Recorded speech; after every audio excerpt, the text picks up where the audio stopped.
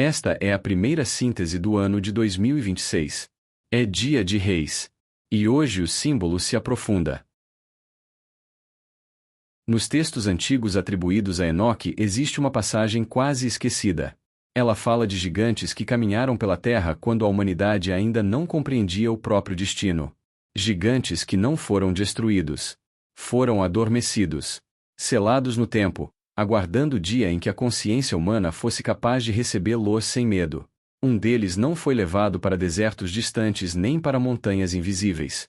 Ele adormeceu aqui, no Brasil. Mais precisamente onde a terra encontra o mar, onde a montanha toca o céu, onde o vento carrega a memória. São Sebastião do Rio de Janeiro. Ali, dizem os antigos, o gigante foi deitado. Não como punição, mas como semente. Por séculos ele dormiu. Enquanto impérios surgiam e caíam. Enquanto povos brigavam por fronteiras. Enquanto a humanidade aprendia a falar de progresso sem entender consciência. E então chega 2026. O dia de Reis. O instante simbólico da revelação. O gigante desperta. Não rasga a terra. Não ruge. Ele abre os olhos por dentro do próprio país. E ao se levantar, percebe que não é apenas um corpo colossal. Ele é uma nação inteira. O mundo sente o movimento. Reis, líderes e poderes silenciam. Não por temor, mas por reconhecimento. E como na antiga tradição, eles se aproximam trazendo 3 presentes.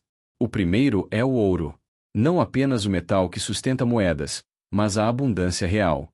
Um território com água doce em abundância, terras férteis, sol constante e recursos naturais que o planeta inteiro observa com desejo. O ouro entregue ao gigante não simboliza privilégio. Simboliza responsabilidade histórica. O segundo presente é a mirra. Vinda das florestas vivas. Das plantas que curam antes mesmo da ciência compreendê-las. Dos remédios que não estão nas prateleiras, mas nas raízes, nas folhas e na sabedoria ancestral. A mirra lembra ao gigante que destruir a floresta é apagar a própria memória de cura. O terceiro presente é o incenso. Ele sobe invisível, atravessa dimensões e ativa algo esquecido. O incenso representa espírito, consciência, missão. A lembrança de que este país foi chamado de pátria do Evangelho não como religião, mas como tarefa ética. Reconstruir humanidade em um mundo cansado de violência, medo e divisão. O gigante recebe os 3 presentes. E então entende a verdade que estava oculta desde o tempo de Enoque. Ele não acordou para governar o mundo. Acordou para despertar seus habitantes.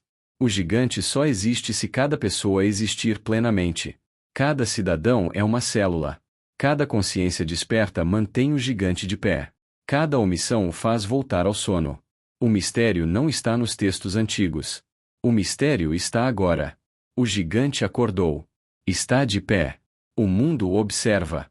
Resta saber se suas próprias células também despertarão. Ou se permitirão que ele volte a dormir.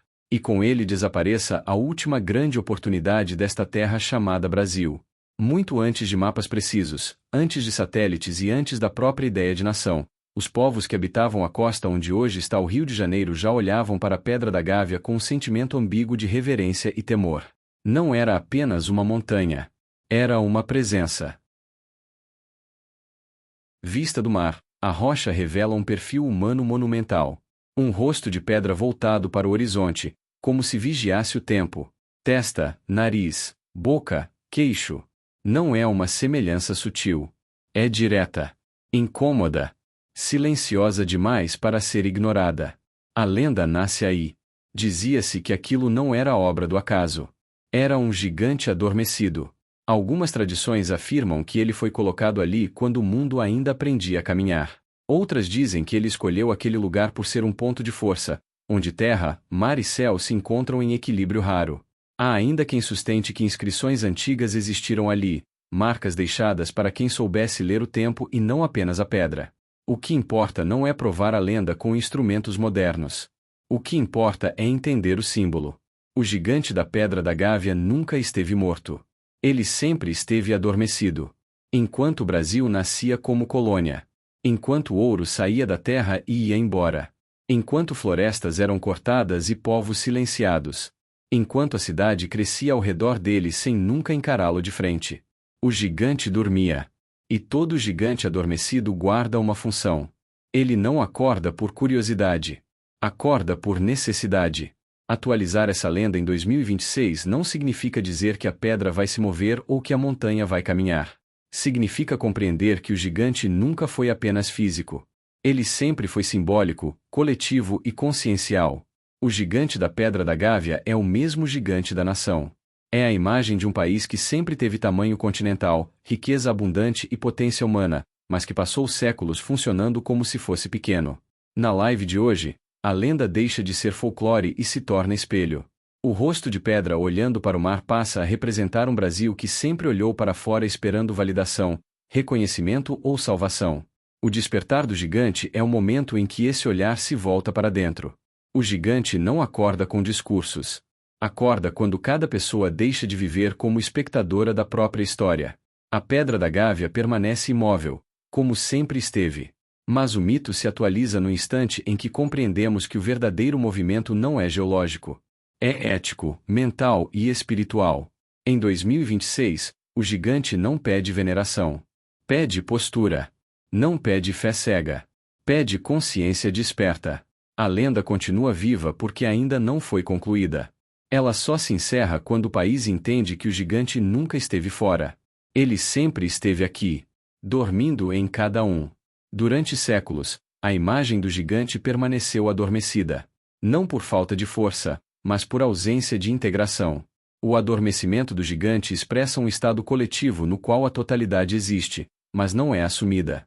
O Brasil sempre se apresentou ao mundo como vasto, abundante, exuberante, miscigenado e inacabado. Esses atributos não indicam fragilidade histórica. Indicam potência não organizada. Desde o início, esta terra foi tratada como espaço de extração e projeção. Ouro, recursos naturais, território e pessoas foram vistos como meios, não como expressão de um centro consciente. Quando uma coletividade cresce sem organizar seu núcleo simbólico, o resultado é expansão externa e sono interno. O olhar europeu sobre o Brasil foi profundamente marcado por projeções. Diante de um território que escapava às categorias clássicas da civilização europeia, surgiram tentativas de explicação que deslocavam a origem da grandeza para fora. Narrativas sobre fenícios, judeus ou povos antigos atravessando oceanos não revelam apenas curiosidade histórica. Revelam a dificuldade de reconhecer que algo tão vasto pudesse emergir sem tutela cultural externa. Esse movimento é típico do funcionamento psíquico coletivo. Quando o potencial é grande demais, ele assusta. E o espanto gera projeção. Na psicologia analítica, esse fenômeno encontra correspondência direta no arquétipo do self. Carl Gustav Jung, nascido em 1875 em Queensville, na Suíça e falecido em 1961 em Kuznach, na Suíça, psiquiatra e fundador da psicologia analítica, definiu o self como o arquétipo da totalidade psíquica. Ele não se confunde com o ego. É o centro organizador da psique, responsável pela integração dos opostos e pelo processo de individuação. Jung associou o self a mandala, símbolo que surge espontaneamente quando há causa e necessidade de reorganização interna. Sob essa chave simbólica, o Brasil pode ser compreendido como uma mandala viva em escala coletiva. Vasto, exuberante, abundante e miscigenado, o país reúne opostos sem síntese consolidada. Riqueza extrema e miséria estrutural. Criatividade intensa e autossabotagem recorrente. Espiritualidade profunda e corrupção crônica. A totalidade está presente, mas fragmentada. O self coletivo permanece latente porque não foi integrado conscientemente. A Pedra da Gávea se insere nesse campo simbólico como imagem fixa de observação. Um rosto monumental voltado para o horizonte, imóvel, atravessando séculos sem se alterar. Independentemente de explicações geológicas ou arqueológicas, sua função simbólica é inequívoca. Ela opera como espelho arquetípico. Assim como o self observa o ego sem interferir, a montanha permanece observando a cidade, silenciosa, constante, presente. O gigante dormiu porque a consciência coletiva preferiu sobreviver em vez de se integrar. Preferiu administrar crises em vez de organizar um centro. Preferiu projetar culpas, salvadores e inimigos externos em vez de assumir responsabilidade interna.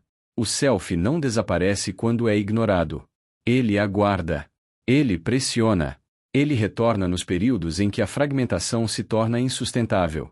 Por isso, 2026 não aparece como simples virada de calendário. Surge como ponto simbólico de tensão. Um momento em que a totalidade exige integração. Se o Brasil é uma mandala viva, este é o tempo em que ela começa a girar. Não por imposição externa. Não por mitos importados. Mas pela necessidade interna de deixar de ser promessa e tornar-se realização. O gigante sempre esteve presente. O que esteve ausente foi a integração consciente de suas próprias partes. Dentro da leitura junguiana, a própria paisagem brasileira funciona como linguagem psíquica. A natureza tropical não é apenas cenário físico. Ela atua como imagem do inconsciente fértil. Tudo cresce rápido, tudo se mistura, tudo pulsa. Há excesso de vida, excesso de possibilidades, excesso de estímulo. No campo simbólico, isso corresponde a um inconsciente rico, produtivo, criativo, mas que exige consciência para não se transformar em dispersão. A luz intensa e o clima constante operam como metáfora de energia vital psíquica elevada. O excesso de sol não permite esconder sombras por muito tempo. Tudo aparece. Tudo aquece. Tudo cansa se não houver ritmo. Psicologicamente, isso aponta para uma psique com grande potencial de vitalidade, mas também sujeita à exaustão quando não encontra forma, limite e organização. A floresta, por sua vez, simboliza o inconsciente profundo.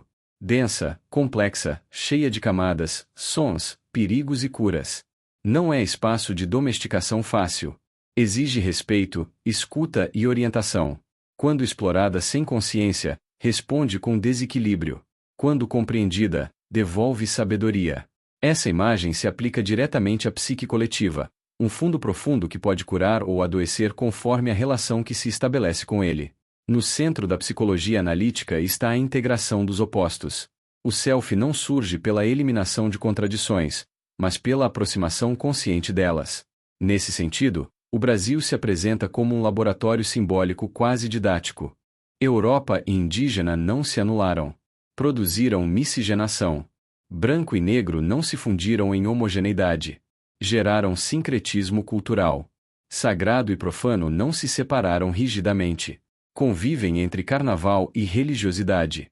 Ordem e caos não se excluíram. Produziram improviso criativo. Trágico e lúdico caminham juntos, resultando numa alegria atravessada por melancolia. Essa convivência permanente de contrários é exatamente a função psicológica do self.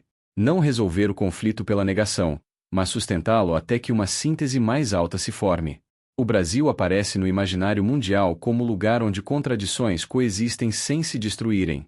Isso não é ingenuidade simbólica. É expressão arquetípica. A projeção europeia ajuda a compreender por que esse arquétipo foi deslocado para cá. Na leitura junguiana, quando uma cultura entra em crise, perde sentido e se fragmenta, ela projeta o self para fora de si. Busca, em algum lugar distante, a totalidade que não consegue mais sustentar internamente. Isso ocorreu com o sebastianismo português, que projetou a restauração no além-mar. Com a leitura holandesa de uma Canaã tropical, promessa de ordem e prosperidade. Com judeus sefarditas que viram neste território uma possibilidade messiânica de refúgio e recomposição. O Brasil tornou-se espelho. Não porque fosse o self em si, mas porque funcionou como sua imagem simbólica. Um lugar onde a totalidade parecia ainda possível. O problema de viver como projeção do self é claro na psicologia de Jung. Quando o self é projetado para fora, o sujeito não se individua. Ele espera. Adia. Transfere responsabilidade. Vive na promessa. Aplicado ao Brasil, isso se manifesta na repetição de imagens como o país do futuro, abençoado por Deus, naturalmente feliz. Essas imagens parecem positivas, mas geram passividade. Alimentam o adiamento crônico da maturidade coletiva. Dificultam o enfrentamento da sombra. Todo self possui sombra. Sem exceção. No caso brasileiro, essa sombra inclui violência estrutural, desigualdade extrema, negação sistemática do conflito, cordialidade usada como máscara e dependência recorrente de salvadores, sejam líderes, mitos ou figuras messiânicas. Um exemplo disso é Zé Carioca, criado em 1941, foi o primeiro personagem do Brasil da Disney, que passou a representar o jeitinho brasileiro para o mundo. Nesta época, Walt Disney veio ao Brasil por meio da política da boa vizinhança do presidente Roosevelt e teve contato com o cartunista J. Carlos, que desenhava as histórias de Disney na revista Tico-Tico, onde colocou um papagaio abraçando o pato Donald. Sua grande estreia foi diretamente nos cinemas em 1942 através do filme Alô, Amigos, onde recebe Donald no nosso país. Sua imagem é de um papagaio astuto e malandro, com ginga, que fuma e flerta muito, um estereótipo do malandro carioca. Jung alertaria que o selfie só emerge quando a sombra é reconhecida. Sem esse reconhecimento, o arquétipo se inflaciona. Torna-se grandioso no discurso e impotente na prática. Uma leitura junguiana madura não sustenta ilusões. Ela indicaria a necessidade de retirar a projeção. O Brasil não é paraíso. É realidade complexa. Exigiria reconhecer a própria história, os conflitos, a violência e as contradições sem romantização. E, principalmente, integrar os opostos conscientemente, não apenas celebrá-los simbolicamente. Quando o mito se transforma em ética e o potencial encontra forma, a imagem deixa de ser promessa. Torna-se realização. Nesse ponto, o país deixaria de funcionar como imagem projetada do selfie e poderia encarnar o selfie. O que Jung chamaria de individuação coletiva. Um fenômeno raro, difícil, mas possível quando a consciência assume o centro que antes delegava ao mito. Para compreender como esta nação foi construída, é necessário retornar à matriz que lhe deu forma simbólica e linguística. Isso implica dialogar com o pensamento dos fundadores e colonizadores portugueses, e, sobretudo, com a língua portuguesa enquanto estrutura de mundo. A língua não é apenas instrumento de comunicação. Ela organiza o sentir, o pensar e o modo de perceber a realidade. Nesse ponto emerge o conceito de lusofia. Lusofia pode ser compreendida como uma filosofia implícita do mundo lusófono. Não se trata de um sistema filosófico formalizado nos moldes clássicos, mas de um campo simbólico e espiritual que atravessa a língua portuguesa, suas culturas e suas expressões históricas. É uma forma de sentir o mundo antes de conceituá-lo rigidamente. No centro da lusofia está a espiritualidade vivida, não dogmática. Uma espiritualidade que não se separa da vida cotidiana, que não opõe razão e sentimento, corpo e espírito. Diferentemente de tradições mais racionalistas do norte europeu, a matriz lusófona preserva uma relação íntima com o mistério, com o indizível e com aquilo que não se resolve apenas pela lógica. Essa espiritualidade se manifesta na ideia de partilha. Partilha de conhecimento, de afetos, de experiência. Não como caridade vertical, mas como circulação. O saber não é posse, é fluxo. O bem não é acumulação, é relação. Esse traço aparece tanto nas práticas comunitárias quanto na forma como a língua portuguesa valoriza o diálogo, a oralidade e a troca simbólica. O altruísmo, nesse contexto, não é ideal moral abstrato. É consequência natural de uma visão de mundo onde o outro não é radicalmente separado de mim. A lusofia sustenta uma ética relacional. O equilíbrio não vem da competição extrema, mas do ajuste entre diferenças. Essa visão se opõe ao materialismo estrito e à lógica da produtividade como valor supremo. Há também um componente místico e estrutural. A tradição lusófona conviveu intensamente com símbolos, rituais, metáforas e camadas de sentido. Do catolicismo popular às influências judaicas, islâmicas e esotéricas presentes na formação portuguesa, construiu-se uma cultura que aceita o invisível como parte legítima da realidade. Não há pressa em dissolver o mistério. A convivência com ele. Essa herança foi transplantada para o Brasil e encontrou aqui um terreno fértil. A lusofia, ao chegar, não se impôs como forma rígida. Ela se misturou. Dialogou com o pensamento indígena, com as cosmologias africanas e com a experiência concreta de um território vasto e indomável. O resultado não foi pureza cultural, mas amplificação simbólica. Sob a lente junguiana, a lusofia funciona como mediadora entre consciente e inconsciente coletivo. Ela não tenta dominar o inconsciente pela razão, nem se perder nele pelo instinto. Ela transita. Permite a convivência entre opostos. Sustenta ambiguidades. Tolera contradições. Isso explica por que essa matriz foi capaz de gerar uma cultura profundamente simbólica, afetiva e sincrética. A língua portuguesa carrega essa marca. É uma língua que acolhe nuance, ambiguidade e sentimento, que admite melancolia sem desespero, alegria sem euforia vazia, espiritualidade sem ruptura com o mundo. Ela favorece uma visão de totalidade não resolvida, mas vivida. Nesse sentido, a lusofia não é nostalgia colonial nem idealização do passado. É uma chave de leitura. Um campo simbólico que ajuda a compreender por que esta nação se organiza mais por afetos do que por abstrações, mais por vínculos do que por sistemas rígidos, mais por síntese do que por exclusão. Integrada à análise junguiana, a lusofia aparece como um dos fundamentos invisíveis que permitem a emergência do self coletivo. Ela oferece linguagem para a integração dos opostos, ética para a transformação do mito em responsabilidade e espiritualidade para que a totalidade não se torne inflacionada. Compreender essa base não é retornar ao passado. É reconhecer o alicerce simbólico sobre o qual qualquer individuação coletiva precisa se apoiar. Sem essa compreensão, a totalidade permanece projetada. Com ela, torna-se possível transformar herança em consciência e potencial em forma viva. Antes de qualquer exigência de despertar coletivo, há um ponto mais profundo que precisa ser compreendido: a construção simbólica que transformou esta terra em promessa permanente, por isso mesmo, em adiamento contínuo. A imagem do Brasil como o país do futuro não nasce do acaso nem de mera retórica otimista. Ela é resultado de sucessivas projeções providencialistas feitas por culturas em crise. Sempre que uma civilização perde seu centro, desloca para fora a ideia de totalidade. O que não consegue integrar internamente, projeta em algum lugar distante. Esse mecanismo é antigo e profundamente arquetípico. No século XVII, parte do imaginário holandês passou a enxergar o Brasil como uma espécie de Canaã tropical. Não houve uma profecia formal, escrita ou dogmática, mas uma leitura simbólica poderosa. O calvinismo daquela época interpretava a história como expressão direta da providência, e novos territórios eram facilmente assimilados às imagens bíblicas do Êxodo, da terra prometida e do povo eleito. O Brasil, exuberante e aparentemente inesgotável, encaixava-se perfeitamente nesse esquema mental. A presença judaica sefardita reforçou essa leitura. Para grupos marcados por perseguições e exílios, esta terra representou um intervalo raro de liberdade religiosa, prosperidade e reorganização da vida comunitária. Para muitos, não se tratava apenas de um lugar seguro, mas de um sinal. Um indício de que a história poderia recomeçar em outro eixo. O Brasil foi vivido como promessa concreta, não como abstração. O projeto político e cultural implantado pelos holandeses, com tolerância religiosa, estímulo às artes, ciência e urbanismo, deu forma material a esse imaginário. Aos olhos de muitos europeus, aquilo parecia uma antecipação de uma sociedade possível, organizada, racional e pacificada, em contraste com a Europa mergulhada em guerras e rupturas. O Brasil aparecia como presente realizável.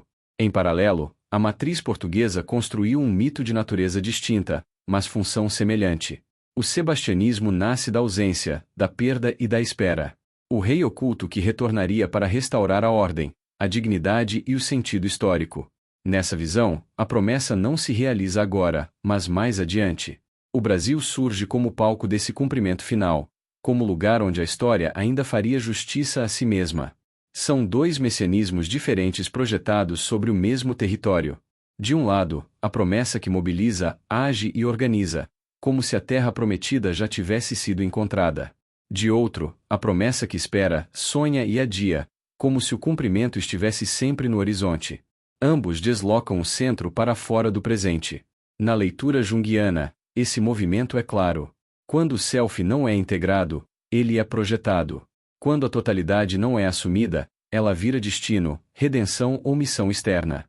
O Brasil passa a funcionar como espelho onde outros povos depositaram sua ideia de plenitude, recomeço e sentido perdido. O problema surge quando essa projeção é internalizada. A nação começa a se ver como promessa em si mesma. Como abençoada, naturalmente feliz, destinada à grandeza. Essas imagens parecem positivas, mas produzem um efeito paralisante. A promessa substitui a responsabilidade. O futuro substitui o presente. A espera substitui a integração. É assim que nasce o paradoxo. Uma terra continuamente imaginada como destino, mas continuamente adiada como realização. Na psicologia profunda, todo self inflacionado carrega sombra. E a sombra aparece quando a totalidade é proclamada, mas não vivida. Violência estrutural, desigualdade extrema, negação do conflito, cordialidade como máscara, dependência recorrente de salvadores e líderes carismáticos não são acidentes históricos. São sintomas de uma promessa não integrada. O self só emerge quando a sombra é reconhecida. Não há individuação sem confronto. Não há maturidade sem limite. Enquanto a totalidade permanecer projetada como mito, ela não se transforma em ética, forma ou estrutura. Retirar a projeção é o primeiro gesto de consciência. Significa abandonar a hipnose da promessa eterna. Significa aceitar que abundância não é destino, é tarefa. Que espiritualidade não é exceção histórica, é responsabilidade cotidiana. Que convivência de opostos não basta sem síntese consciente. Quando o mito deixa de ser anestesia e se torna exigência ética, a promessa se esgota. E apenas então algo novo pode começar. Não como destino escrito, mas como obra assumida. O conceito do Quinto Império Português nasce de uma longa tradição simbólica europeia que une história, profecia, teologia e política. Ele não surge de um único autor nem de um único momento, mas da convergência de três grandes correntes de pensamento que se entrelaçam ao longo dos séculos: a leitura profética da história, a herança bíblica dos impérios e a experiência traumática da decadência portuguesa. A ideia de impérios sucessivos vem do livro bíblico de Daniel, onde a história é organizada em grandes ciclos de poder que se erguem, cumprem uma função e decaem. Tradicionalmente, esses ciclos foram identificados como o Império Assírio-Babilônico, o Persa, o Grego e o Romano. O Quinto Império não aparece como um império político comum. Ele é anunciado como algo diferente. Um império final, de natureza espiritual, ético e universal. Essa leitura foi profundamente influenciada pelo pensamento de Gioachino da Fiore, nascido por volta de 1135 em Célico, na Itália, e falecido em 1202 em San Giovanni in Fiore, monge, teólogo e místico cristão. Gioachino da Fiore propôs uma divisão da história em três grandes eras: a era do Pai, associada à lei e à autoridade; a era do Filho, associada à igreja institucional e ao sacrifício; e a era do Espírito, futura, marcada pela liberdade interior, pela consciência e pela vivência direta do divino. Sua tese central era que a história caminhava para um tempo de maturidade espiritual da humanidade. Portugal absorve essa visão de maneira singular. Pequeno território, mas com forte vocação marítima, mística e missionária, o país constrói uma identidade baseada na ideia de destino. A expansão marítima portuguesa não foi vivida apenas como empreendimento econômico, mas como missão providencial. O imaginário do império espiritual começa a se formar aí. O ponto de ruptura acontece com Dom Sebastião, nascido em 1554 em Lisboa e desaparecido em 1578 na Batalha de Alcácer Quibir, no atual Marrocos. Sua morte sem corpo e sem sucessor direto provoca um trauma coletivo profundo. Portugal perde sua autonomia política e entra em decadência. Nesse vazio nasce o sebastianismo. A crença de que o rei não morreu, apenas se ocultou, e que retornaria para restaurar a grandeza perdida. O sebastianismo não é apenas saudade de um rei. Ele é a transformação da frustração histórica em expectativa messiânica.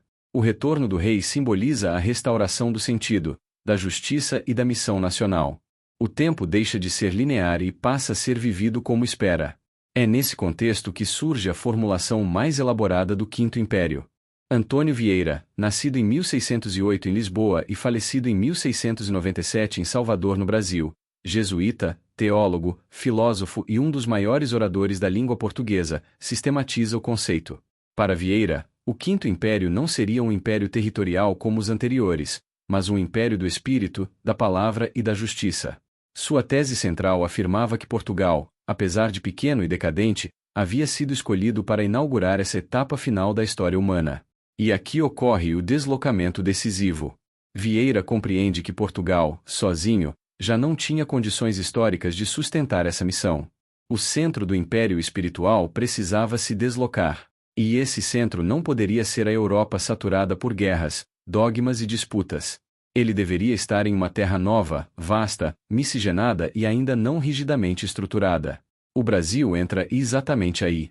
O Brasil passa a ser visto como o espaço privilegiado do Quinto Império porque reúne, simbolicamente, os elementos necessários para a nova era: diversidade humana, ausência de uma nobreza ancestral rígida, abundância natural, abertura ao sincretismo religioso e distância das disputas teológicas europeias. Para Vieira, o Brasil não era a periferia do Império Português. Era seu futuro espiritual. Nesse ponto, o sebastianismo se transforma.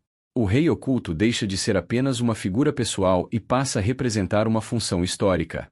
O retorno não é necessariamente físico. É simbólico. É o retorno da justiça, da palavra verdadeira e da missão espiritual. O Quinto Império não depende mais de um monarca específico. Depende de um povo capaz de encarnar essa função. O joaquinismo português se funde ao sebastianismo exatamente nesse momento. O surgimento da Escola de Sagres estimulou as grandes viagens marítimas e descobertas. A expectativa da Era do Espírito, anunciada por Joaquim de Fiore, encontra no Brasil o cenário ideal para sua realização. A Terra Nova se torna o espaço onde a humanidade poderia amadurecer espiritualmente, não pela imposição de um poder, mas pela vivência de uma nova ética. O problema é que essa visão também carrega um risco profundo. Quando a missão é colocada inteiramente no futuro, ela se transforma em espera. Quando a promessa não se converte em responsabilidade presente, ela paralisa. O Quinto Império, vivido apenas como profecia, alimenta a ideia de que o cumprimento virá de fora, por intervenção divina ou retorno messiânico. Assim se consolida o paradoxo. O Brasil é inserido no centro do destino espiritual da humanidade, mas ao mesmo tempo aprende a esperar. Aprende a adiar. Aprende a viver como promessa. O Quinto Império, portanto, não é uma fantasia isolada. Ele é a expressão máxima de um arquétipo europeu projetado sobre esta terra. Um império sem fronteiras, sem exércitos e sem coroas, mas que exige maturidade ética, integração dos opostos e responsabilidade coletiva. Enquanto permanece no plano do mito, ele alimenta o sebastianismo. Quando é trazido para a consciência, ele exige ação. É nesse ponto que a herança deixa de ser peso e se torna escolha. O Quinto Império não se cumpre por decreto divino nem por retorno de reis. Ele só existe quando a promessa espiritual se transforma em prática histórica. A tradição das 12 tribos de Israel surge como uma explicação histórica e espiritual para a formação, dispersão e continuidade de um povo ao longo do tempo. As tribos representam a organização original de Israel em 12 linhagens, cada uma com função própria dentro de um mesmo corpo coletivo. Com as invasões, destruições e exílios do mundo antigo, essa organização se rompeu. Parte das tribos foi assimilada por outros povos, parte desapareceu como identidade explícita, e parte permaneceu preservada de forma contínua. Entre elas, a tribo de Judá ocupa uma posição central. Dela nasce a linhagem real associada a Davi e a tradição que sustenta a continuidade do judaísmo histórico. Com o passar dos séculos, Judá deixa de ser apenas uma tribo entre outras e passa a concentrar a herança religiosa, jurídica e cultural do antigo Israel. É daí que surge o próprio termo judeu. Após a diáspora, grupos ligados a essa herança se espalham pelo Mediterrâneo e pela Europa. A Península Ibérica torna-se, durante muitos séculos, um dos principais centros dessa presença. Judeus vivem ali de forma ativa, influenciando comércio, ciência, filosofia e administração. Esse processo não foi marginal. Ele moldou profundamente a cultura ibérica antes das expulsões e conversões forçadas. Com a Inquisição, essa população sofre ruptura violenta. Muitos são obrigados a se converter, outros fogem, outros passam a viver uma fé oculta. O resultado não é o desaparecimento dessa herança, mas sua transformação em algo subterrâneo. Ela continua existindo na língua, nos costumes, na ética familiar, na relação com o conhecimento e com a lei. A expansão marítima portuguesa cria então uma mudança concreta de destino. A Escola de Sagres, desenvolvida pelo infante Dom Henrique, e as novas terras oferecem distância do controle inquisitorial e possibilidade real de recomeço. O Brasil passa a receber não apenas colonos oficiais, mas também cristãos novos, judeus ocultos e descendentes dessa tradição, que aqui constroem vida, famílias e estruturas sociais longe da perseguição direta. É nesse contexto que surge a ideia de uma Nova Jerusalém. Não como reprodução literal da cidade bíblica, mas como noção de reconstrução histórica. Jerusalém, na tradição judaica e cristã, é o lugar da justiça, da lei e da convivência entre o humano e o divino. Quando essa ideia deixa o Oriente Médio, ela passa a designar um espaço onde essas condições poderiam finalmente se estabelecer de forma ampla. O Brasil passa a ser associado a essa expectativa porque reúne fatores concretos que outras regiões já não ofereciam. Território vasto, sociedade em formação, ausência de uma aristocracia milenar fechada, convivência entre diferentes povos e religiões e distância dos conflitos centrais da Europa. Não se trata de afirmar uma continuidade genealógica direta e comprovável entre Judá e o Brasil, mas de reconhecer um deslocamento histórico de expectativas, projetos e responsabilidades. Essa leitura ajuda a entender por que o Brasil foi tantas vezes visto como lugar de recomeço, redenção ou realização histórica. Não por acaso, essa ideia se soma ao sebastianismo português e às visões providencialistas holandesas. Todas convergem para o mesmo ponto: a transferência de esperança para um território novo. O problema surge quando essa expectativa se cristaliza como destino automático. Quando a ideia de Nova Jerusalém deixa de ser exigência ética e passa a ser promessa garantida, ela paralisa. Justiça, responsabilidade e maturidade deixam de ser tarefas e passam a ser esperadas como dádiva futura. A presença dessa herança no Brasil não significa eleição especial nem privilégio histórico. Significa cobrança. Onde se projeta justiça, ela precisa ser praticada. Onde se fala em reconstrução humana, ela precisa ser assumida no cotidiano. Sem isso, qualquer ideia de Nova Jerusalém permanece apenas como discurso repetido ao longo dos séculos. O que chega ao Brasil não é uma conclusão da história, mas um acúmulo de expectativas não resolvidas. Transformá-las em realidade depende menos de origem e mais de consciência, menos de promessa e mais de ação. Dentro de certas tradições proféticas judaicas e interpretações históricas posteriores, as tribos não são vistas apenas como linhagens antigas, mas como portadoras de funções específicas ao longo do tempo. Essas funções se deslocariam geograficamente conforme os ciclos da história, acompanhando centros de poder, conhecimento e organização humana. A tribo de Judá é associada, nessas tradições, à sabedoria, à lei, à consciência moral e à capacidade de síntese. Não se trata apenas de erudição intelectual, mas de discernimento, leitura do tempo histórico e capacidade de dar sentido coletivo à experiência humana. Após a dispersão antiga, interpretações proféticas sustentam que essa linhagem teria se deslocado para a Península Ibérica, onde encontrou ambiente fértil para se expressar por meio da filosofia, da mística, da ciência prática, da navegação e da organização do conhecimento. A presença judaica ibérica, especialmente sefardita, foi decisiva na formação cultural de Portugal e Espanha antes das perseguições. Com a ruptura provocada pela Inquisição, essa herança não desaparece. Ela se desloca novamente. O fluxo migratório para a América do Sul leva essa tradição para territórios ainda em formação histórica. Brasil e Argentina passam a receber esse legado sob novas condições. Aqui, a sabedoria não se organiza em escolas formais ou impérios clássicos, mas se dilui na cultura, na linguagem, na criatividade, na capacidade de adaptação e na leitura intuitiva da realidade social. Já a tribo de Efraim é associada, nessas mesmas leituras, à economia, à organização material, à expansão produtiva e à capacidade de estruturar sistemas. A tradição sustenta que essa função teria migrado para o eixo anglo-saxão, primeiro em Londres e depois nos Estados Unidos. O desenvolvimento financeiro, industrial e tecnológico dessas regiões seria a expressão histórica dessa vocação. Efraim organiza, acumula, expande e domina estruturas econômicas globais. Essas duas funções não são opostas. São complementares. O problema histórico surge quando elas se separam. Economia sem sabedoria gera exploração, concentração e colapso. Sabedoria sem estrutura econômica permanece dispersa e impotente. As tradições judaicas indicam que o tempo da fragmentação não seria permanente.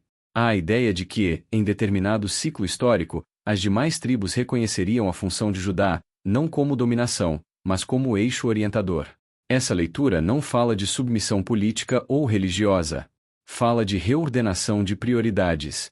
A economia se curvaria à sabedoria no sentido de ser orientada por valores, justiça, limite e consciência coletiva. Produzir deixaria de ser fim em si mesmo e passaria a servir a vida.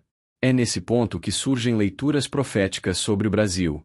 Não como centro financeiro clássico, nem como potência militar, mas como lugar onde uma nova relação entre economia e sabedoria poderia emergir. Um modelo onde abundância natural, diversidade humana e capacidade de adaptação forçariam uma revisão profunda do sentido de riqueza. O Brasil reúne características raras para esse papel. Abundância real de recursos, população miscigenada, ausência de uma tradição milenar de castas rígidas e uma cultura que valoriza o vínculo humano mais do que a abstração financeira. Isso cria as condições para uma economia orientada por valores humanos, e não apenas por índices. As profecias que cercam o Brasil não apontam para a hegemonia global, mas para função reguladora. Um espaço onde a economia possa ser reinterpretada como ferramenta de equilíbrio social, ambiental e humano. Onde crescimento não signifique destruição. Onde eficiência não elimine dignidade. Onde riqueza não rompa o tecido social. Essas leituras ajudam a compreender por que o Brasil foi tantas vezes visto como promessa histórica. Não porque estaria destinado automaticamente a liderar, mas porque carrega a responsabilidade de integrar aquilo que o mundo separou. Sabedoria e economia. Vida e produção. Abundância e limite. O papel atribuído ao Brasil na chamada nova humanidade não é o de impor o modelo, mas o de demonstrar uma possibilidade. Mostrar que a economia pode servir à vida e que a sabedoria pode orientar sistemas complexos. Se essa função será assumida ou não depende menos de profecias e mais da capacidade coletiva de transformar expectativa em prática. As tradições convergem em um ponto essencial. O tempo da fragmentação não é eterno. Quando sabedoria e economia voltam a dialogar, a história entra em outro patamar. E é nesse cruzamento que muitas das profecias colocam o Brasil, não como destino final da humanidade, mas como laboratório decisivo de uma nova forma de organização humana. As profecias que cercam o Brasil são múltiplas, às vezes contraditórias, mas convergem em um ponto essencial: esta terra nunca foi vista apenas como um país. Ela sempre foi percebida como cenário de reorganização humana. Não por perfeição histórica, mas justamente por atravessar crises profundas sem perder a capacidade de convivência, adaptação e recomposição. Brasília é uma dessas profecias. Juscelino Kubitschek, ou JK, foi médico, oficial militar e o 21º presidente do Brasil, de 1956 a 1961. Seu slogan foi 50 anos em 5, ganhou que ganhou forma na promoção do desenvolvimento do interior e a integração do país. A ideia de transferir a capital brasileira para o interior do país é antiga. Em 1808, os inconfidentes mineiros queriam levá-la para São João del Rei. Sugeriram isso ao almirante britânico Sidney Smith ao príncipe regente Dom João. William Pitt, primeiro-ministro do Reino Unido, sugeriu a criação da Nova Lisboa no Brasil Central. José Bonifácio em 1821, Floriano Peixoto em 1891, Gaspar Dutra em 1948, Getúlio Vargas em 1953 e finalmente foi construída Brasília em 1956 por JK. Consta que Dom Bosco, conhecido por suas faculdades de vidência e por sonhos vívidos, sonhou em 1883, que viajou pela América do Sul, que não conhecia e uma parte da visão parecia falar de Brasília. Quando se vierem a escavar as minas escondidas, em meio a estes montes, aparecerá aqui a terra prometida, onde correrá leite e mel. Será uma riqueza inconcebível. A primeira construção inaugurada em Brasília foi a Ermida Dom Bosco, simbolizando a materialização da profecia. É dentro dessa compreensão que nós, da Metacosmo, buscamos compreender qual é o papel não apenas dos brasileiros, mas de toda a comunidade lusófona. Como dizia Fernando Pessoa, a minha pátria é a língua portuguesa. Essa frase define um campo civilizacional que não depende de fronteiras políticas, mas de linguagem, sensibilidade, memória e visão de mundo compartilhada. O Brasil vive crises constantes. Crises econômicas, institucionais, financeiras e jurídicas. A crise do INSS, os abalos no sistema financeiro, casos como o do Banco Master e as tensões recorrentes na justiça brasileira não são episódios isolados. São sinais de um sistema em revisão forçada. Ainda assim, mesmo em meio a esse cenário, algo permanece intacto. O tecido humano não se rompe por completo. A crise expõe, pressiona, revela falhas, mas não dissolve a convivência entre diferentes. Poucos países no mundo conseguem sustentar algo que, no Brasil, acontece de forma cotidiana: judeus e árabes se dando as mãos, convivendo, trabalhando e construindo juntos, sem que conflitos históricos ancestrais determinem o presente. Isso não é discurso diplomático nem exceção social. É experiência real. O mesmo vale para a tradição militar brasileira. Diferente de potências que estruturam sua identidade em torno da guerra, o Brasil construiu uma atuação internacional marcada pela busca da paz. Missões no Haiti, no Congo e em outros cenários não tiveram como eixo a conquista, mas a estabilização, a mediação e a reconstrução. Essa postura não nasce de ingenuidade, mas de uma vocação histórica específica. Quando se observa grandes centros do mundo considerado desenvolvido, como Nova York, a diversidade existe, mas compartimentada. Guetos culturais, raciais e religiosos convivem lado a lado, porém separados. No Brasil, a miscigenação é real, cotidiana e inevitável. Aqui, as diferenças não apenas coexistem, elas se misturam. Isso gera conflitos, tensões e contradições, mas impede a cristalização de identidades puras e excludentes. Essa mistura concreta é um dos fundamentos para a construção de um mundo bem melhor. É exatamente nesse contexto que a Metacosmo se posiciona. Não como portadora de respostas prontas, mas como espaço de compreensão, integração e responsabilidade.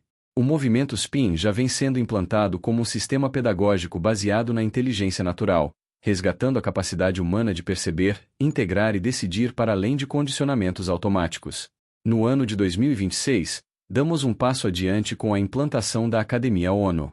A ONU nasce como um espaço dedicado à vivência, à formação e à integração, buscando por meio da neuronoética unir mente, consciência, ética e ação.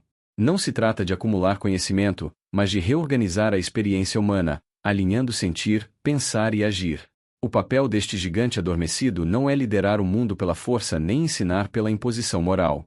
É demonstrar, na prática, que integração é possível. Que diversidade não precisa gerar fragmentação. Que economia pode dialogar com sabedoria. Que espiritualidade pode conviver com racionalidade. Que ética não é discurso, é estrutura de vida. O Brasil não é cenário ideal porque seja perfeito. É ideal porque é contraditório e, ainda assim, integrador. Porque cai, mas não se quebra. Porque erra, mas não se fecha. Porque atravessa crises profundas, financeiras, políticas e institucionais, sem perder a capacidade de convivência humana.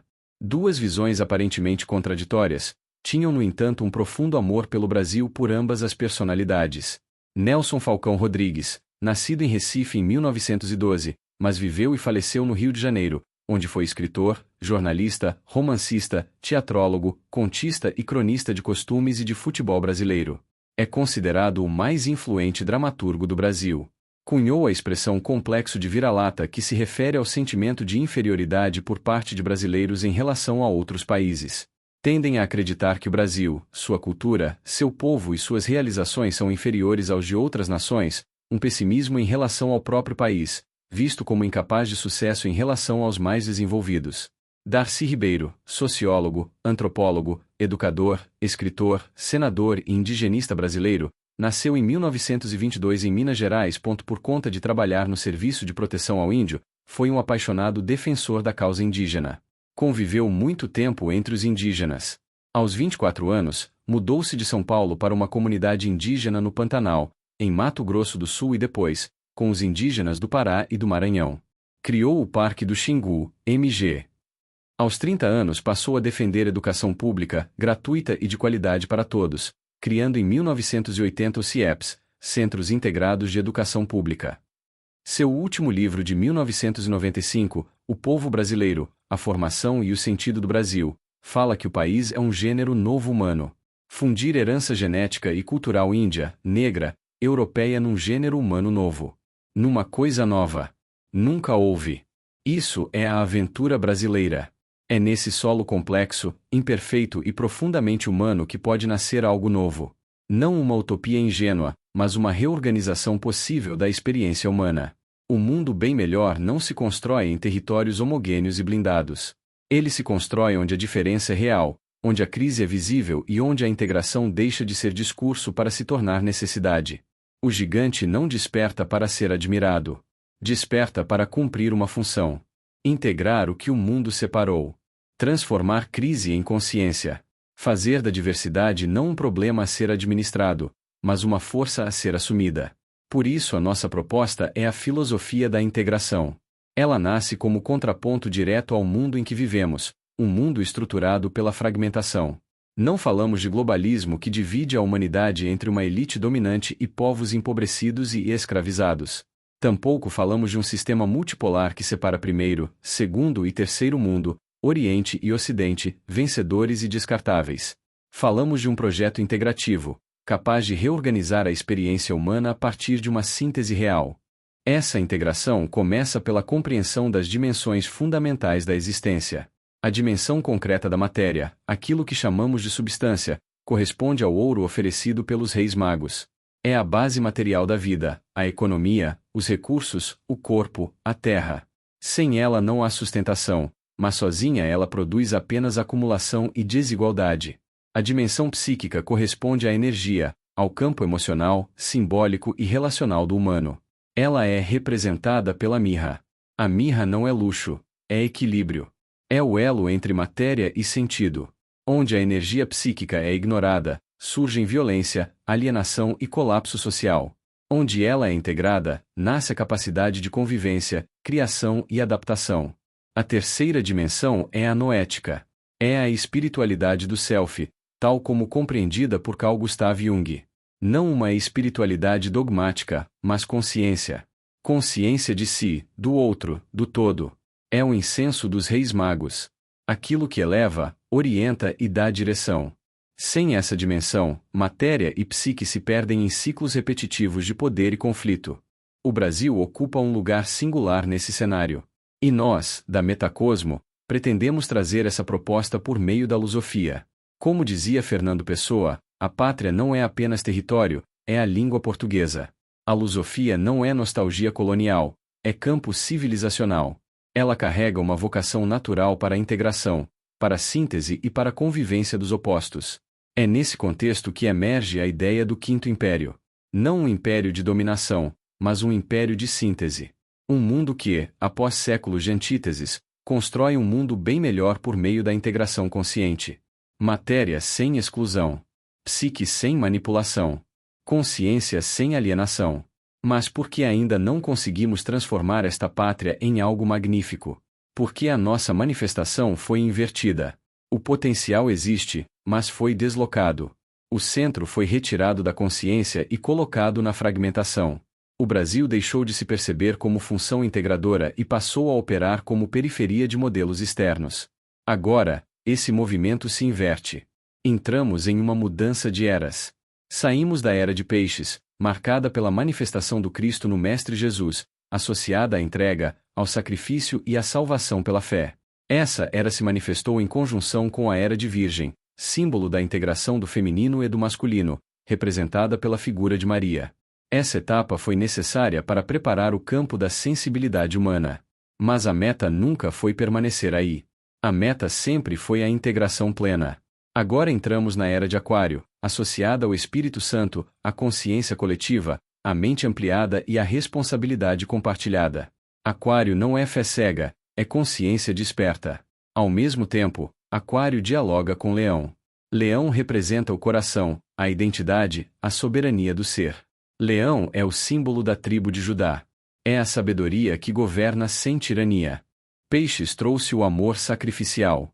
Virgem organizou o corpo e o cuidado. Leão expressa a sabedoria do coração. Aquário manifesta a consciência cósmica. A integração entre Leão e Aquário representa exatamente o que estamos atravessando agora. A sabedoria de Judá unida ao Espírito Santo. O coração unido à consciência. O indivíduo unido ao coletivo. É por isso que o símbolo do leão de Judá ressurge com força neste ciclo. Não como poder político, mas como sabedoria orientadora. Essa é a era da integração cósmica. É isso que chamamos de cosmognose. Não conhecimento fragmentado, mas compreensão do todo. Não ciência sem alma, nem espiritualidade sem chão. Cosmognose é a união da substância, da energia e da consciência em um único eixo. Esse é o papel da neuronoética. Integrar mente, ética e consciência. Fazer com que o humano volte a ser inteiro. Fazer com que sociedades deixem de operar pela divisão e passem a se organizar pela síntese. O Brasil não é chamado a dominar o mundo. É chamado a demonstrar uma possibilidade. Ser laboratório vivo de integração em uma humanidade exausta de conflitos binários. Aqui, povos se misturam, culturas se cruzam, crenças convivem. Aqui, a síntese não é teoria, é prática diária. O gigante não desperta para impor. Desperta para integrar. E a integração não é o fim da história. É o início de uma nova forma de vivê-la. Nas aparições de Fátima, uma das advertências centrais fala de uma grande época de apostasia. Não como simples abandono institucional da religião, mas como afastamento do fator divino do cotidiano humano.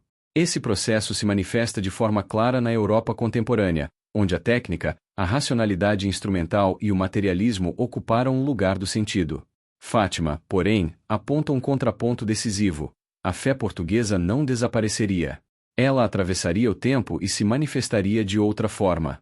Essa permanência não se expressaria como dogma rígido, mas como espiritualidade viva. E é exatamente isso que se observa no Brasil.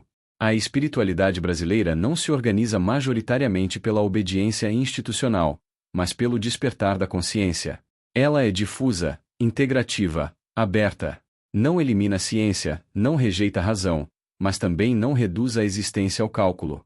Nesse sentido, o Brasil se torna herdeiro direto dessa promessa de Fátima, não como guardião de formas antigas, mas como campo de uma espiritualidade ampliada. Dentro dessa leitura, surgem relatos que reforçam a singularidade do território brasileiro.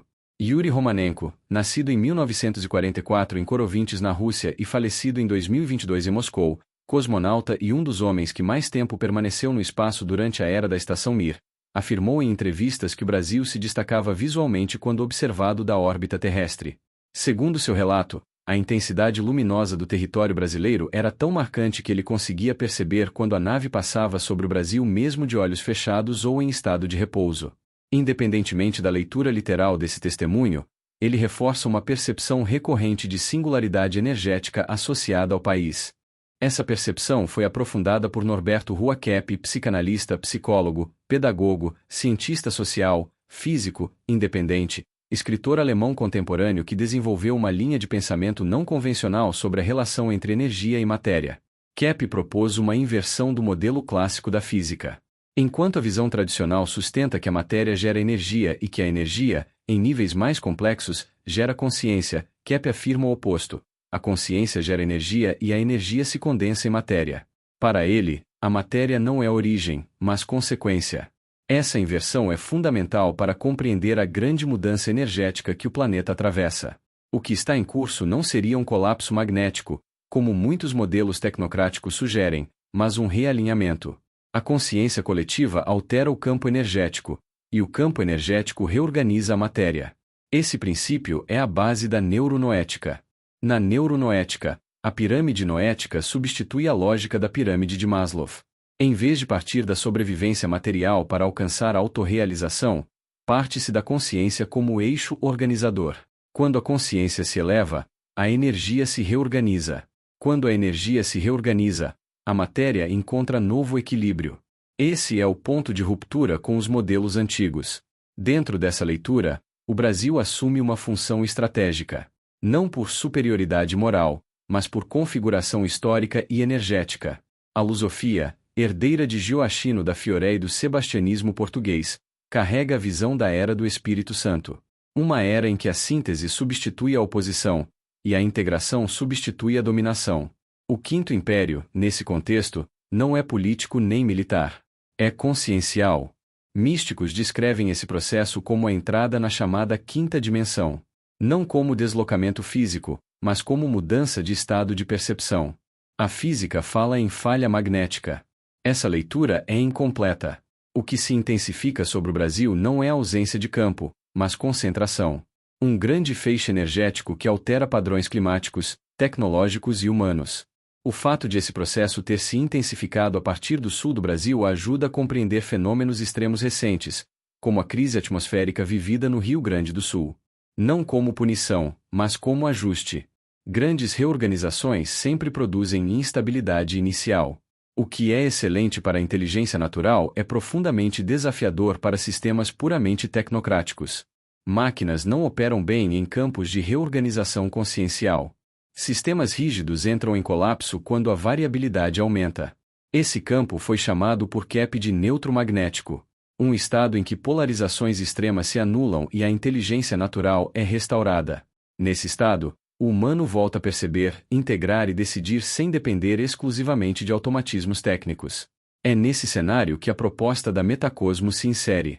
Não como reação ao mundo, mas como antecipação de uma reorganização inevitável. O Brasil, ao trazer a lusofia, a filosofia da integração e o altruísmo como prática, assume uma função que atravessa matéria, energia e consciência. O Quinto Império, a quinta dimensão e a Era do Espírito Santo convergem para o mesmo ponto. A superação da fragmentação. A passagem da dominação para a integração. A substituição do controle pela consciência. Não é o fim de um mundo. É a reorganização profunda da experiência humana. No antigo relato que atravessou os séculos, o sonho do rei Nabucodonosor não é apenas um enigma do passado. Ele é um mapa da consciência humana ao longo da história. O rei vê um gigante colossal diante de si. Um corpo único, mas composto de substâncias diferentes, cada uma revelando uma etapa do poder humano. Daniel é chamado para revelar não apenas o sonho, mas o sentido profundo do tempo. A cabeça de ouro representa o primeiro império. A Babilônia. O poder absoluto, centralizado, sagrado em aparência e autoritário em essência. O ouro simboliza a supremacia inicial, quando o poder ainda se confunde com o divino e se acredita eterno. O peito e os braços de prata representam o segundo império. O Medo-Persa. Um poder mais amplo, administrativo, legalista, dividido em braços, menos absoluto que o ouro, mas ainda sustentado pela dominação e pela rigidez das leis. O ventre e as coxas de bronze representam o terceiro império. O Império Greco-Romano. Aqui ocorre a fusão entre a razão grega e a força romana. O bronze simboliza a expansão cultural, filosófica e militar. É o império da mente, da técnica, da estratégia e da conquista territorial. Um poder mais sofisticado, mas ainda estruturado de fora para dentro. As pernas de ferro e os pés de ferro misturado com barro representam o quarto império. O Império Britânico, posteriormente transmutado no eixo anglo-americano.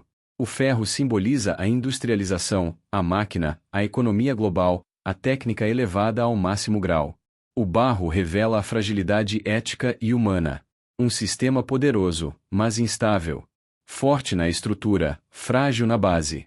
Capaz de dominar o mundo, mas incapaz de sustentar coesão interior. O gigante parece invencível. Mas então ocorre o evento decisivo. Uma pedra se desprende do alto. Não é lançada por mãos humanas. Ela atinge exatamente os pés do gigante. Não o ouro. Não a prata. Não o bronze. O ferro misturado com barro. A base instável do sistema. O impacto não derruba apenas o último império. Ele faz colapsar toda a lógica de poder construída ao longo da história. Ouro, prata, bronze, ferro e barro se desfazem como pó levado pelo vento. Nada permanece da dominação externa. A pedra, porém, cresce. Torna-se uma grande montanha. E enche toda a terra. Daniel explica que esse não é mais um império entre outros. É o quinto império. Um reino que não nasce da conquista, não se sustenta pela força e não passa de um povo para outro. Ele nasce da consciência. Séculos depois, Jesus Christ afirma a mesma verdade com outras palavras. O reino não vem com aparência exterior. Não se impõe. Ele nasce dentro e se expande para fora. Como fermento. Como semente. Como consciência. O sonho de Nabucodonosor revela que todos os impérios anteriores foram construídos de fora para dentro. Pela força, pela economia, pela técnica, pela dominação. Por isso, todos caem. O quinto império nasce no sentido inverso. De dentro para fora. É aqui que a imagem do gigante adormecido retorna. O gigante da estátua é o mesmo gigante da humanidade. Dormiu enquanto acreditou que o poder externo era suficiente. Agora desperta para uma inversão radical. A pedra que derruba o sistema não é arma. É consciência. O Brasil entra nesse cenário não como novo dominador, mas como território de inversão. Um espaço onde a lógica do império nunca se completou totalmente. Onde ouro, prata, bronze e ferro coexistem sem pureza absoluta. Onde a miscigenação impede a cristalização de castas. Onde a convivência força a síntese. O colapso começa nos pés. E os pés são um modelo tecnocrático global, poderoso e frágil ao mesmo tempo. O quinto império não substitui o antigo. Ele o transcende. Este é o império do ouro verdadeiro. Não o ouro da acumulação, mas o ouro da consciência. Um império noético. Um império de dentro para fora. Um império que não se mede em territórios, mas em maturidade humana. Um império que não domina, integra. O sonho de Daniel não terminou. Ele continua sendo sonhado. O gigante externo cai. O gigante interno desperta. E a história entra em outro ciclo, não mais de dominação, mas de integração. A pedra vista por Nabucodonosor no sonho revelado por Daniel nunca deixou de atuar na história humana. Ela não é apenas o elemento que derruba os impérios antigos. Ela se torna o centro de uma disputa silenciosa que atravessa séculos, tradições e territórios. A pedra não simboliza poder militar nem riqueza imediata. Ela representa soberania interior, consciência e legitimidade espiritual. Por isso, reaparece sob muitos nomes: pedra, rocha, graal, porto, reino. É dessa compreensão que nasce a longa disputa em torno do Santo Graal. O Graal não é um objeto mágico no sentido superficial. Ele é a continuidade da pedra não cortada por mãos humanas. A fonte de um poder que não pode ser tomado pela força. Quem busca o Graal não busca dominar o mundo, mas legitimar um império que nasce da consciência. É exatamente nesse ponto que surge Portugal. Portugal nasce como Porto Graal. Um reino improvável, pequeno, periférico à Europa continental, mas carregado de missão.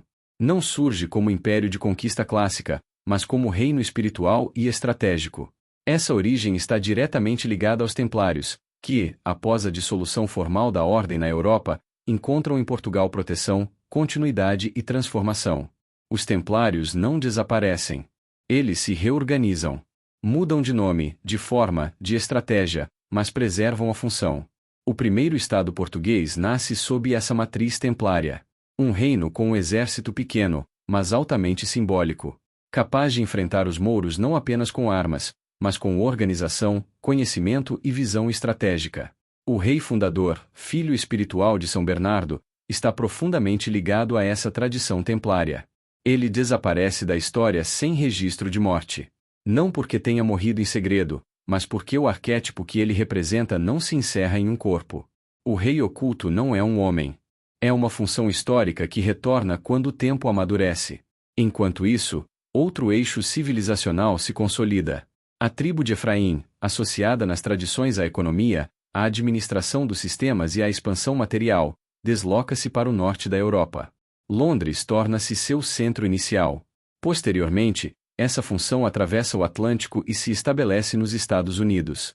A partir daí, forma-se o Império Anglo-Americano, estruturado sobre finanças, tecnologia, controle monetário e poder sistêmico. O nome Blackhawk não é apenas corporativo. Ele expressa simbolicamente o desejo de controle da rocha, da pedra, do fundamento. O objetivo não é apenas dominar mercados, mas capturar a base do poder futuro. Daí nasce o sonho americano de esquecer o resto do mundo e concentrar-se no domínio hemisférico. A América Latina torna-se alvo estratégico. A crise da Venezuela não é um acidente histórico. Ela é um ensaio. O Brasil aparece como o eixo decisivo seguinte. Enquanto Efraim e Manassés se organizam para dominar o sistema monetário e tecnocrático global, a tribo de Judá segue outro percurso. Judá, associada à sabedoria, à lei interior e ao coração, desloca-se para a Península Ibérica e depois para a América Latina. Brasil e Argentina tornam-se territórios onde essa herança não se cristaliza em castas, mas se dilui na cultura, na língua, na miscigenação e na intuição coletiva. Muito antes disso, segundo tradições antigas, os caminhos já estavam abertos. Desde o reinado de Salomão, navegadores fenícios cruzavam oceanos. Cerca de 500 anos antes de Cristo, rotas marítimas alcançavam o Nordeste, regiões do atual Piauí e áreas da floresta amazônica. Não como colonização formal, mas como reconhecimento e circulação. O território brasileiro já existia na consciência do mundo antigo antes de existir nos mapas oficiais. Quando a colonização europeia se inicia, não há ouro nem prata imediatos. O projeto imperial clássico se frustra. As terras passam então a ser arrendadas. E quem assume a ocupação real são os cristãos novos. Judeus convertidos à força, perseguidos pela Inquisição Europeia, que encontram aqui refúgio e possibilidade de reconstrução. Eles constroem engenhos, cidades, redes comerciais e estruturas sociais. O Brasil começa a ser edificado por aqueles que haviam sido expulsos do centro do poder europeu. Essa realidade foi profundamente estudada por Anita Nowinski, historiadora brasileira nascida em 1922 em São Paulo e falecida em 2021 na mesma cidade.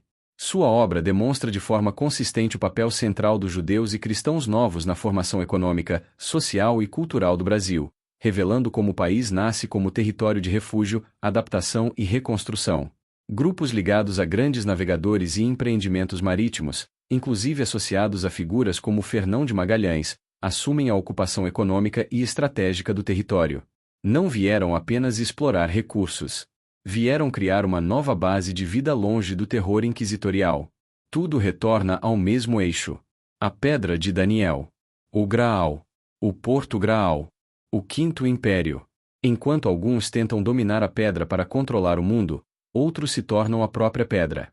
Não pela força, mas pela integração. O Quinto Império não nasce da conquista. Nasce da síntese. Não se impõe. Se manifesta.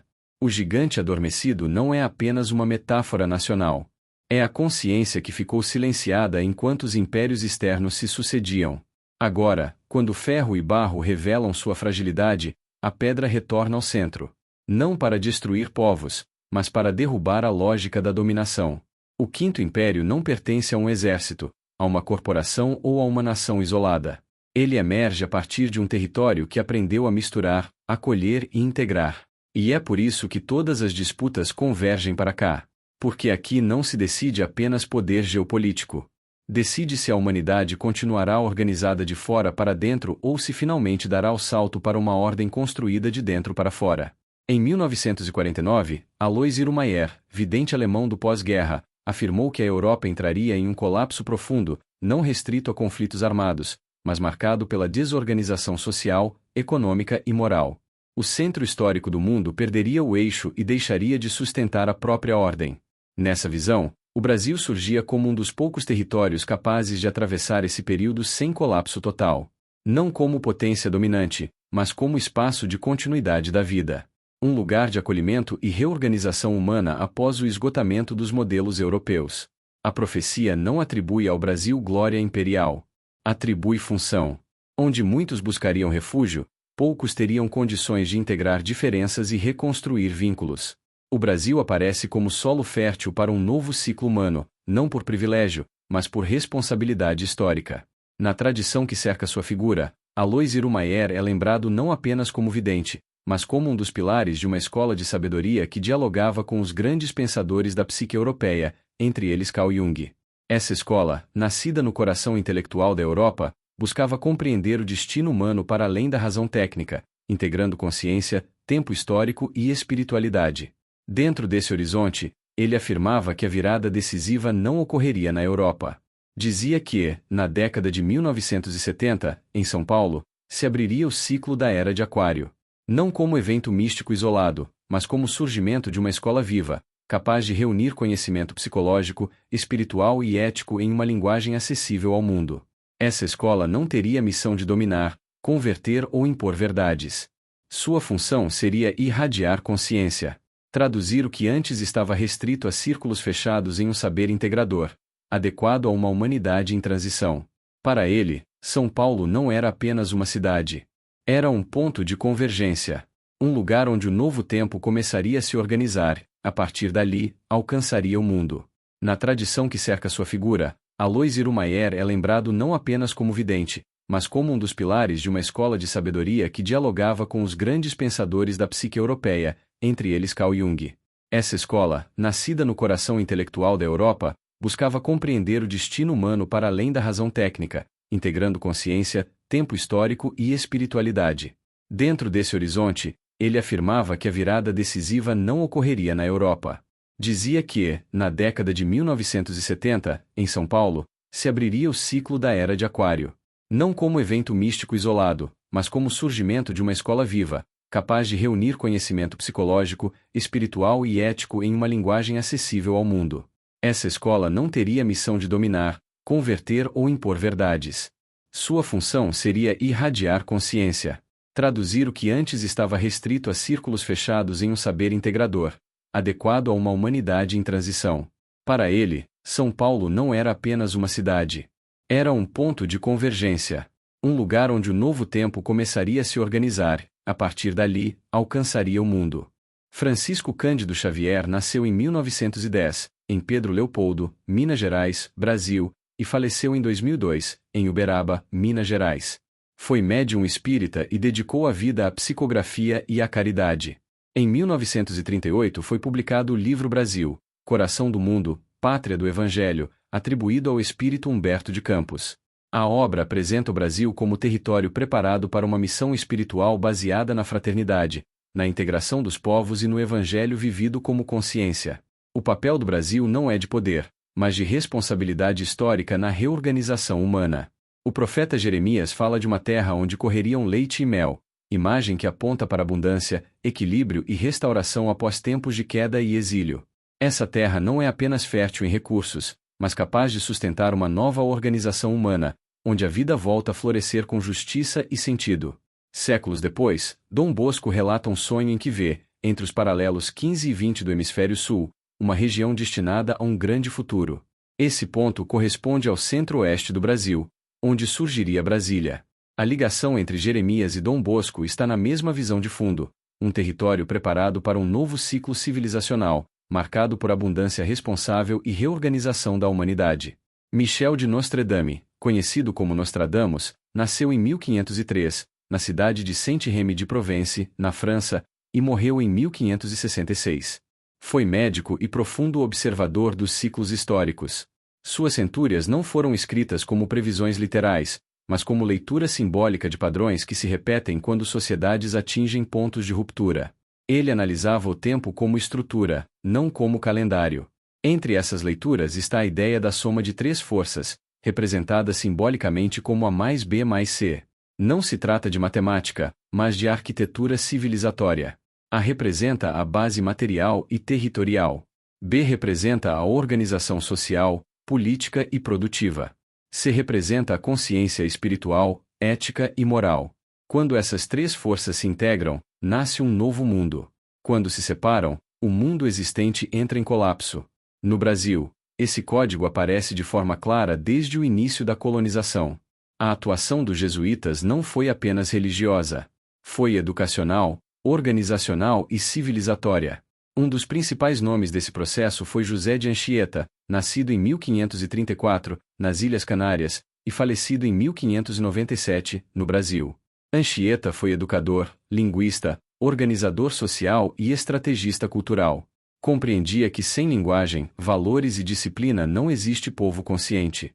Ao seu lado esteve Manuel da Nóbrega, nascido em 1517, em Portugal, e falecido em 1570. Nóbrega foi o grande articulador político e administrativo da ação jesuíta no território brasileiro. Antes mesmo da fundação da cidade de São Paulo, os jesuítas estruturaram 3 fazendas que serviram como base material e organizacional do projeto. Essas 3 fazendas seguiram uma sequência clara: Santo André, São Bernardo e São Caetano. A sequência ABC não é casual. Santo André representa o início da ocupação e da ordem territorial. São Bernardo representa o trabalho, a produção e a organização social. São Caetano representa a consolidação, a continuidade e a estabilidade. O ABC vem antes de São Paulo porque São Paulo nasce como síntese desse processo, não como ponto inicial.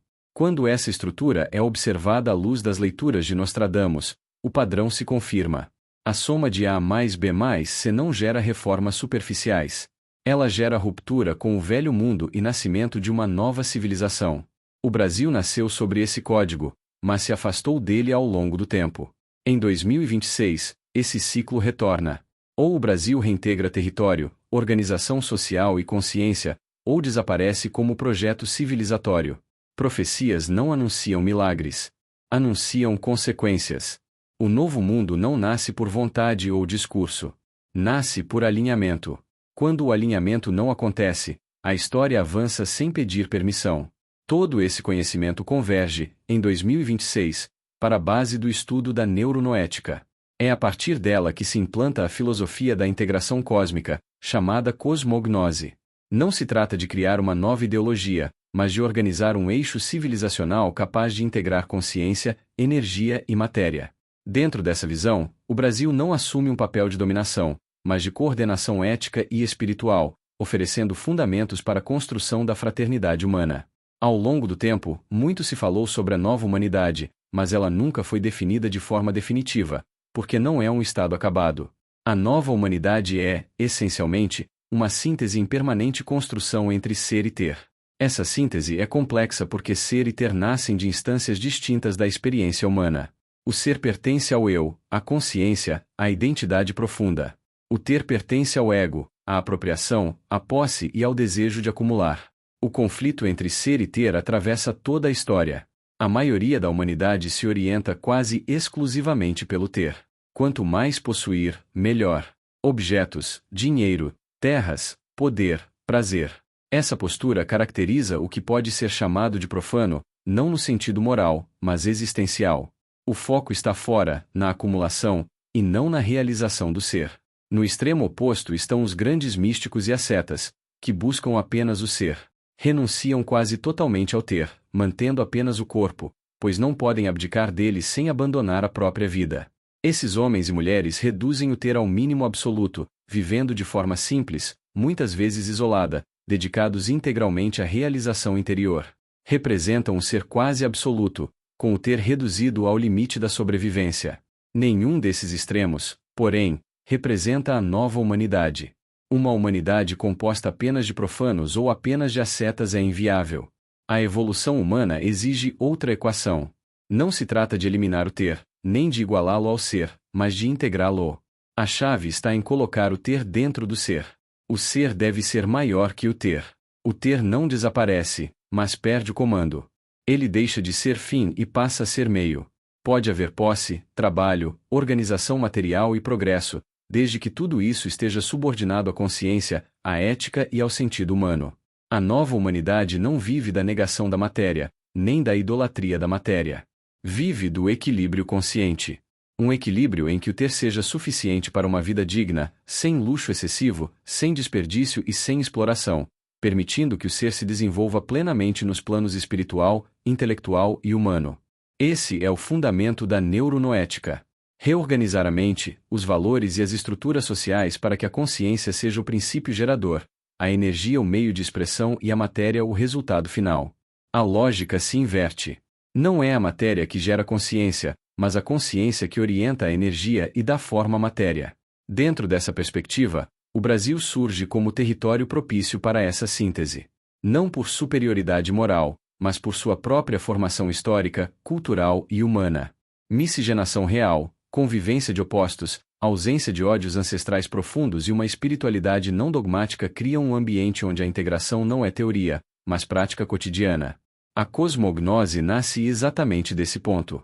Uma visão em que ciência, espiritualidade, ética e vida prática deixam de se excluir e passam a se complementar. A fraternidade não é um ideal abstrato, mas uma consequência direta de uma humanidade que coloca o ser acima do ter, sem negar o ter.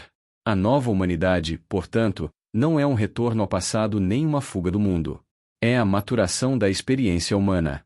Um estágio em que o homem integral aprende a viver com o necessário, sem perder a consciência de quem é, nem a responsabilidade pelo todo. Esse é o eixo do trabalho da neuronoética e da filosofia da integração cósmica.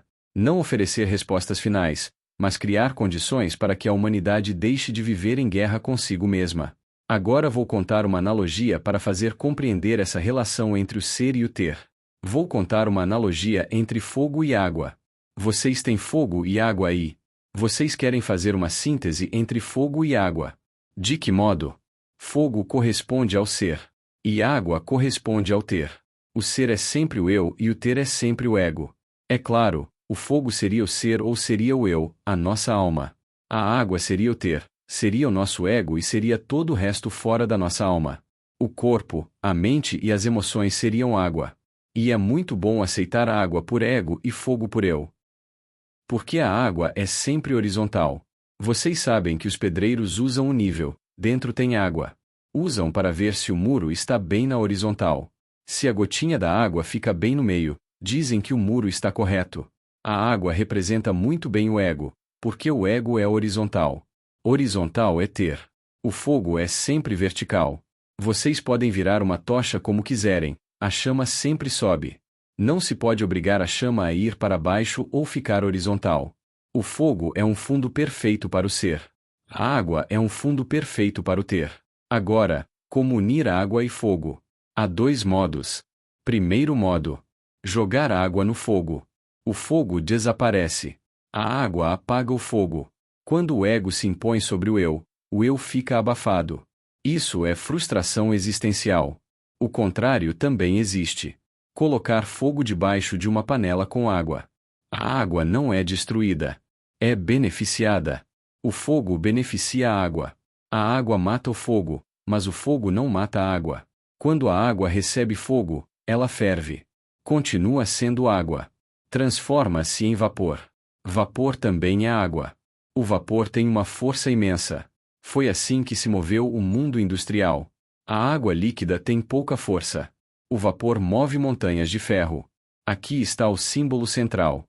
O eu é o fogo. O ego é a água. O fogo não deve ser apagado pela água. A água deve ser transformada pelo fogo. Se o ser estiver por baixo do ter, o ter se transforma. Ganha expansão, potência, força. Essa seria a tarefa da nova humanidade. Não permitir que o ego apague o eu, mas permitir que o eu transforme o ego. Como fazer isso? Não pela renúncia entendida como abolição. O grosso da humanidade não pode virar a seta. Não podemos abandonar a civilização e voltar ao mato. Precisamos de uma fórmula onde o ser e o ter sejam compatíveis. O fogo continua e a água continua. O ego não é eliminado. O ter não é abolido. Ele é transformado. Renunciar não é abandonar. Renunciar é integrar. Integrar o ter no ser. Não gostamos de enfraquecer o ego. Preferimos fortalecer o eu. Se o ego é 90 e o eu é 10, há desequilíbrio. Muita água apaga pouco fogo. Mas se o eu cresce, o equilíbrio se estabelece. Não por igualdade, mas por integração. O menor se integra no maior. O ter no ser. 90 maior que 10. 10 menor que 90. Isso é integração. Renunciar é integrar o menor no maior. Não podemos viver sem ter. Nem os grandes mestres aboliram o ter comer, vestir, viver é ter. O problema não é ter. O problema é fazer do ter um fim. Jesus não aboliu o ter. Ele tinha túnica, tinha manto. O problema não é possuir o necessário. O problema é idolatrar o ter. Quando o ter vira meio, ele é integrado. Quando vira fim, ele destrói o ser. O ter não é só material. O maior ter do ego são pensamentos e emoções. Esses são os bens mais difíceis de renunciar. Mas pensamentos e emoções não nascem no ego. Nascem no eu. O ego é apenas canal. Atrás do pensamento e da emoção está a consciência. A consciência perfeita é silenciosa. Não pensa, não emociona, não fala. A consciência infinita é puro ser. O nosso eu veio dessa consciência. Existia antes do corpo. O corpo veio dos pais e da natureza. O espírito veio da fonte divina. O espírito buscou a matéria porque sem resistência não há evolução. O espírito puro não evolui. A matéria oferece resistência. Por isso o espírito encarna. Quando anima a matéria, passa a ser alma. Na matéria surgem duas possibilidades: viver só para o espírito ou só para a matéria. Nenhuma funciona. A arte da vida é a síntese. Ser e ter são antíteses. Precisam ser integrados. O ego só entende de ter. Ele corre atrás do ter a vida inteira. Não adianta tentar converter o ego. O ego não se converte. Ele se integra. Converter é impossível. Integrar é possível. O ego é um ditador por natureza. Ele quer possuir tudo. Quando não há consciência, ele governa sozinho. Guerras, exploração e dominação são expressões do ego. Há 3 caminhos: abandonar o ego, abandonar o eu, ou fazer um tratado de paz. O ego nunca fará paz. O eu pode. O eu é mais forte. A Bhagavad Gita diz que o ego é o pior inimigo do eu. Mas também diz que o ego é um péssimo senhor e um excelente servidor. O problema não é o ego existir. É ele mandar. Na tentação do deserto, o ego quis governar o eu. O Cristo não o destruiu. Mandou o ego para a retaguarda. Não mandou embora. Colocou no lugar certo. O ego deve servir. O eu deve governar. Esse é o programa da nova humanidade. O ego integrado ao eu. O ser soberano. O ter a serviço. Isso é a autorrealização. Não acaba nunca. É um processo infinito. O céu é um estado de consciência. O inferno também. A vida é uma sinfonia inacabada. Em 2026, o Brasil ou acorda ou será desintegrado. Não como ameaça externa, mas como consequência natural de permanecer adormecido enquanto o mundo muda. A grande missão deste tempo é acordar o gigante e construir uma nova humanidade baseada na fraternidade, onde o ser e o ter deixam de ser inimigos e passam a se integrar conscientemente. Este é o nosso trabalho dentro do movimento SPIN, da Academia ONU e da Metacosmo. Acordar o Brasil para uma nova humanidade. Uma humanidade em que a consciência governa, a ética orienta e a matéria serve à vida. Seja magnífico. Seja eterno. Seja o amor. E assim é.